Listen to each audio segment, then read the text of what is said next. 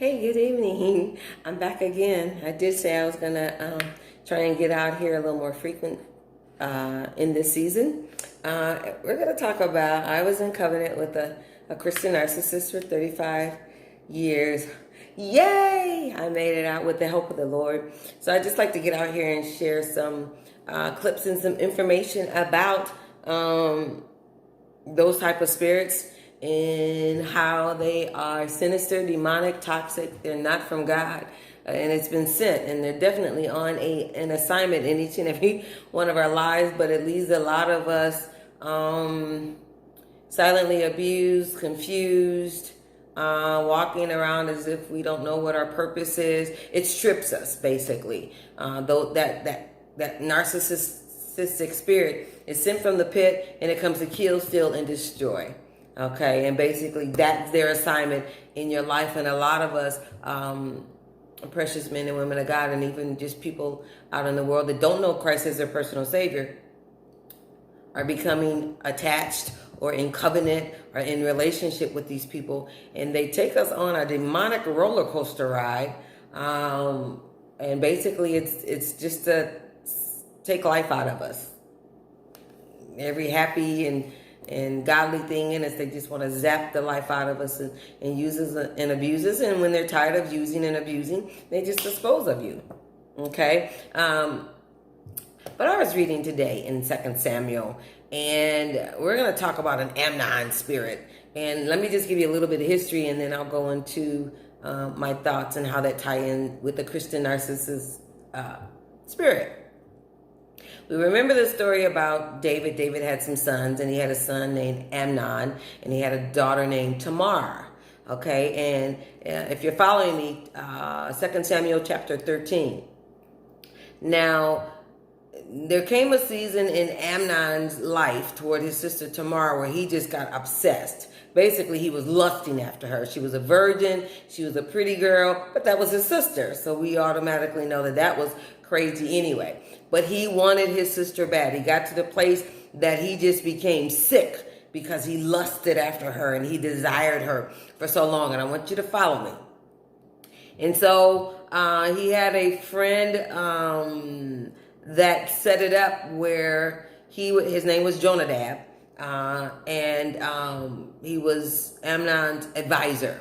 And so he kind of plotted and ployed and said, hey, why don't we just act like you're sick, and we'll ask King David if Tamar can come up and she can feed you because you don't feel well coming down eating with the family. And so they set it all up, and so it happened just like that. And Tamar agreed to it, and she came up because she loved her brother, not in a sexual way, just that he was her brother. So she wanted to be there for him because he didn't feel well. So she went up to Amnon's chambers and she began to feed him, and one thing led to another, and before you know it, Tamar was preparing bread and dessert for her brother, and she brought it to her brother Amnon in his bedroom. And when she took it to him to eat, he grabbed her and said, come to bed with me, my sister.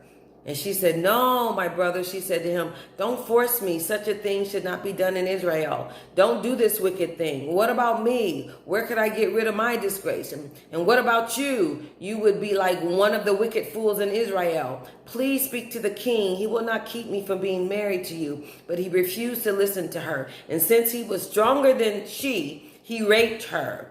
Then Amnon, this is what I want you to grab. This is the spirit that we're going to be talking about, one of the spirits on Amnon.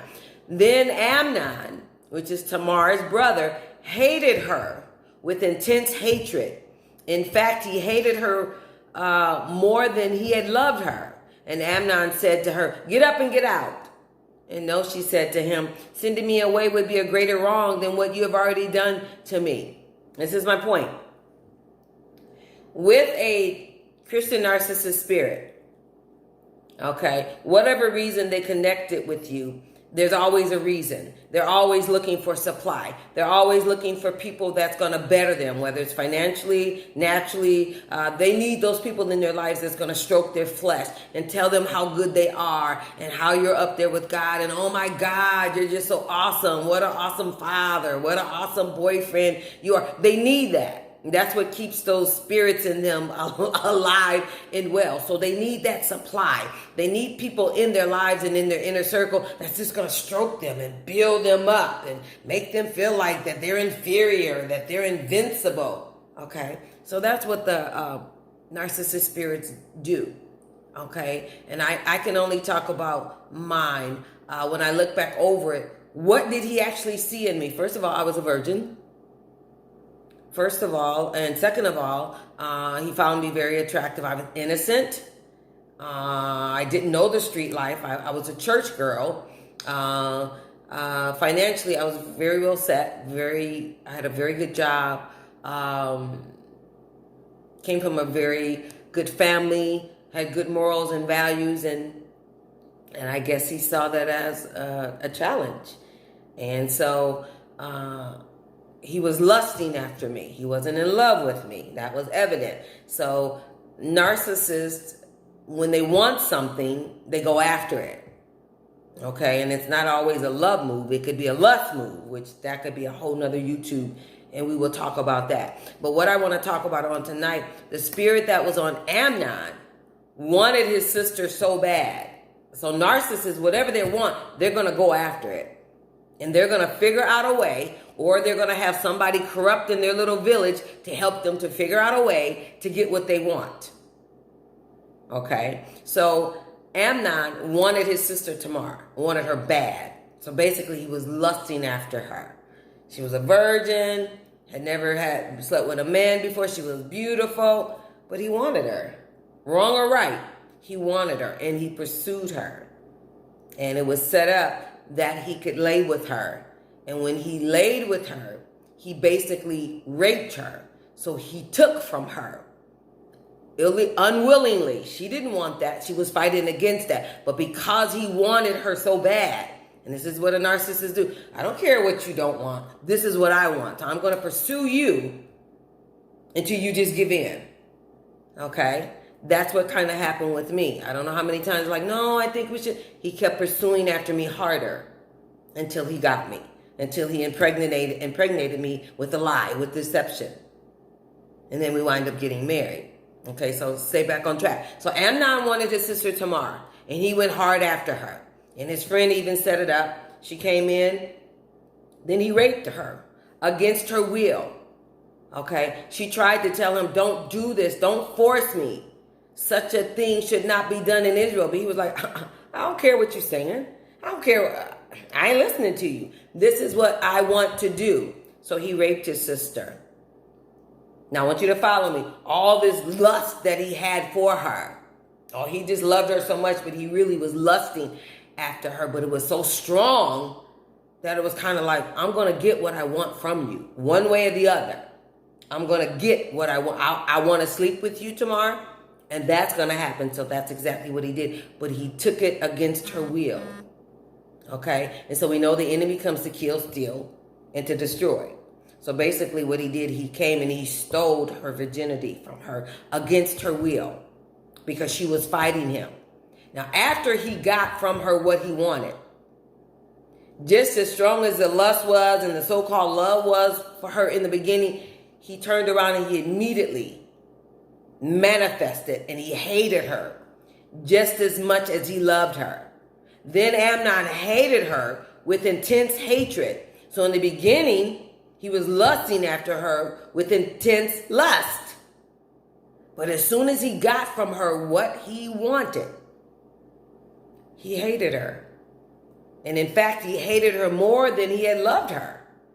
Or should we say, more than he had lusted after her. To the place that Amnon told her, get up out of here. I'm done with you. I got from you what I wanted against your will, but I got it. And now I don't want to have nothing else to do with you. I'm done with you. Let me dispose of you. That's exactly what a narcissist does. That's exactly what a narcissist does. Actually, when you're in relationship with a narcissist, because they don't know how to love you, they're only loving themselves, they're always looking for more supply. So you can start off well with them and you're stroking them and you believe in them and you're telling them how good they are. They love that, but they get to the place that eventually that gets old. And so they start looking for more supply. Okay, so they have their eyes set on you. And they make you believe that they love you and all that, and they wine and dine you, and it starts off really good in the beginning. But once they get tired of you, and once they get out of you what they feel they can and can't get anymore, then they're looking for another supply. They're done with you. They're ready to dispose of you. Okay? And so basically that's what happened in my life when I began to really see who my ex was, and could actually expose to people that he wasn't this person he was playing on to be. Then he was like, well, I'm done using you anyway. I already got some other supply out there. You know, somebody that's younger, and they're going to stroke my flesh, and they're going to tell me how good of a husband I am and all of that, because I didn't think you did that enough for me. So I only use you for what I could use you and get out of you for what I could get out of you and suck the life out of you because, hey, it benefited me. It didn't have anything to do with you. It was all about me from the get. Did you not understand that? And so basically that's what my ex did while he walked around toting the Bible like he was a man of God and he feared the Lord. But really that was just a mask that he had on. So basically, this is what this Amnon spirit will do. It'll go after what it wants. A narcissist is kind of like, whatever I want, whatever it takes to get it, I'm going to get it. And after I steal from you, okay, after I take from you, after I abuse you and misuse you, and then if you catch on to it and you fight against me, I got from you what I needed. I'm disposing of you now. I'm going on to the next victim. So that's what that narc spirit did. Now, last night I talked about destroying character and credibility and name. Now, with the narcissist, once they dispose of you, it's kind of like if you come back and try and retaliate or really tell people how that individual is, that's when they really begin to hate you and throw daggers at you. And then they're out for blood. They're going to try and destroy everything about you. So although I didn't retaliate in my situation, he still he felt the need to go and try and destroy my name, character, and credibility, which didn't work because I'm covered by God. God has me. God has my character. God has everything about me. But that was the purpose of the lies. So my point tonight is that a Christian narcissist carries that spirit of Amnon on them. And whatever they want from you, they're going to go hard after it. And even though you try and push them back and be like, no, they're going to pursue even harder till they get from you what they need or what they feel they need or what they want. Once they get that need is fulfilled or met, then to you, you're like damaged goods now. You're like trash to them. So that's why in the beginning, he loved her and lusted after her so hard. But after he slept with her, he hated her even the more. What kind of demonic spirit is that? But that is the way that a Christian narcissist operates. And they're doing all this demonic stuff right there in the church, but nobody is picking it up. You are, because you're their victim, but no one else in the church community is picking it up because they're too busy toting the Bible, preaching and teaching and exalting and living all this fake life. So I hope this helps someone on tonight. So if they love you one season, you're just the best thing to them. And then the next season, they hate you with the hate of Satan. That's a part of the spirits that's on them and a part of their personality. So it's not anything that you did. It's just because of what's operating on the inside of them is not of God. And especially if you're a believer for real and you're the light and that sits on the hill and stuff in that marriage, and you really become their target and you really become their enemy. They just hate you just because you love the Lord or you have faith and they don't. I mean, they find all kinds of reasons to dispose of you, to not like you, to hate you. And you're thinking, what did I do? You didn't do anything. So I want you to be encouraged, and it has nothing to do with you. It's because of the spirits that's residing on them and the help that they need. They're the ones that need the help. It's nothing that you did.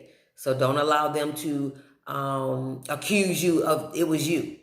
I treated you like this because it was you. If you had did it this way, and that's what they do. They flip it, and that's a form of manipulation. That's more manipulation that they use on it to make you feel as if it was your fault. I raped you against your will, or I took from you, in this marriage. I abused you silently in this covenant because it was you. If you hadn't have done this, then I wouldn't have treated you the way that I did. The devil is a liar and the father of all lies. But that's just those demons and the way they operate on the inside, to always turn things around to accuse you as if it was your fault. That's why I raped you, Tamar. It was your fault. And Tamar's thinking, I just came up here to feed you because you were sick. You were my brother. But Amnon made it seem as if it was your fault. And then just as soon as he fit, and that was, it's so sinister and demonic. When I read that text, my heart just went out to her. But that's the spirit that's operating in these Christian narcissists. They don't care about your feelings. They're just going to take from you, steal from you, illegally, what they want from you. Once they get it, then they're going to disregard you and move on to their next victim. And so that's the way they operate. So I want you to be encouraged on tonight. If that's the season that you're in, it's not you. You did nothing wrong. That's just manipulation they're trying to use on you. And we also know that Christian narcissists, they don't accept blame for nothing. They will blame you for everything till the sun goes up and the sun goes down. You're going to get blamed for everything, why that relationship didn't work, when in reality it wasn't you. You've never been the problem. They've always been the problem. But what they do is project what's wrong with them onto you. So what's wrong with them, instead of them accepting it and claiming it and standing up to that, they flip it and act like that's you. You're a narcissist. You're selfish. It's your fault. It's you. And that's just all a part of their manipulation to keep you walking on those eggshells, to make you feel as if, well, if I had did this better, it's all a part of the game playing. To keep you walking on eggshells and for them to control you. So be encouraged. So if you're in that season, this is how they operate. So if 1 minute they loving you and you the best thing in the world, and the next minute they act like they hating you, that spirit is on them. So be encouraged. Know the signs. That's why I get out here and I share these clips with you. So giving you information so you'll be very aware. I didn't know about all of this. The day that I was coming up, I had never even heard of narcissists or definitely Christian narcissists. But they're operating in the church. So I'm like, be encouraged. Use wisdom, seek God about everything. When you see red flags, hit your face. Ask God, what are you trying to show me? What are you saying? What do I need to do? What's my next move? Give me strategies. Come on now. Order my steps. Because this is where I'm at. This is what I'm living with. And this thing that I'm attached to is sucking life out of me. Sucking everything, trying to suck everything spiritually out of me. Everything of God that's in me, they want it. It's like they're trying to suck it out slowly.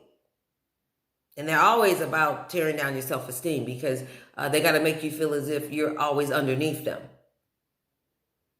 Okay, so that comes with that spirit too. It's just a foul, ugly spirit. And we do have to pray for those ones that have allowed the enemy to use this at that capacity and in that way in the church. And for them not to have any remorse about it.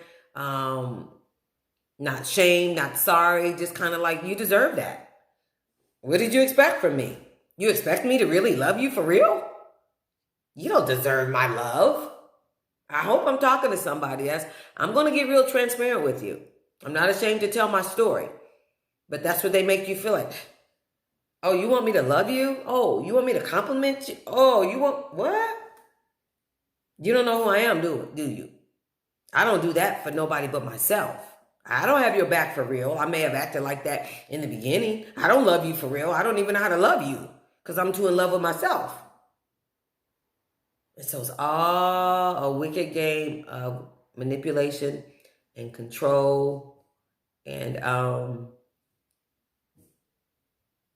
it's sinister. It comes straight from the pit. So I share this so you'll be aware. You'll know. You're not crazy. No, you just connected with somebody that probably wasn't supposed to be your soulmate.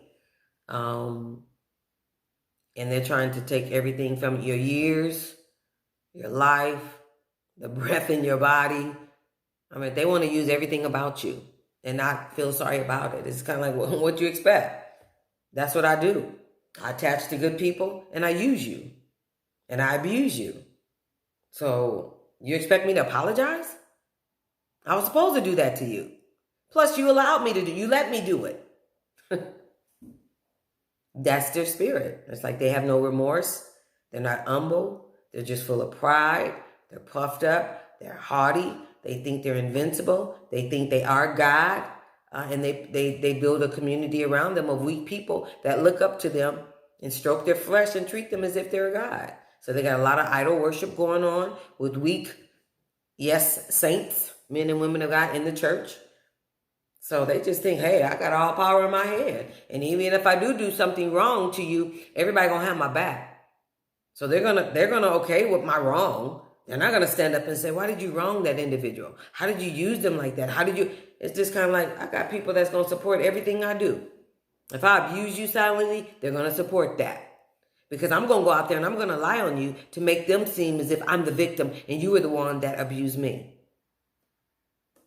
That spirit is a foul something that comes straight from the pit of hell. Excuse my French. And it's been sent to destroy everything about you. Your purpose, your call. If it could take your life, they wouldn't care. They would keep on living their life. Put you in the dirt and already finished, well, because they've already got supplies set up. Because they haven't been faithful to you. They've been out there cheating on you, looking for their next supply. Come on now. Real talk. And I hope this is making sense to someone. And if anybody, if you're listening to this YouTube and it doesn't make sense, it's because you haven't went through it. But the people that have actually went through this and have dealt with those spirits, it's going to make a whole lot of sense to you. So be encouraged. I love you.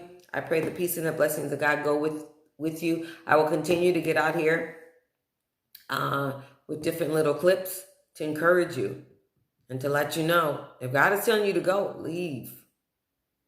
Leave. The longer you stay in that abusive type, that type of abuse, it's harder to get out of. And it does more damage to you mentally, emotionally, spiritually, naturally so. Because basically, you're their puppet. You're in their demonic web. And they pulling the strings. And you have no control of your own life because you've allowed them to manipulate and control you for so many years. And so you've been living in all this demonic dysfunctions for so many years that it seems okay when you're in it. But I guarantee you, when you get up out of that, your eyes are really going to be open clearly. But I pray that even the ones that's in it now, God open up their eyes now for them to see everything that they need to see. Give them dreams, give them visions. So if they're not hearing you while they're walking around, deal with them in the sleep. Let them know exactly what they're dealing with and what has attached itself to them. So they can get out of that and they can walk out everything you've called them to be. So I love each and every one of you. Peace and blessings of God go with you. All right, until next time.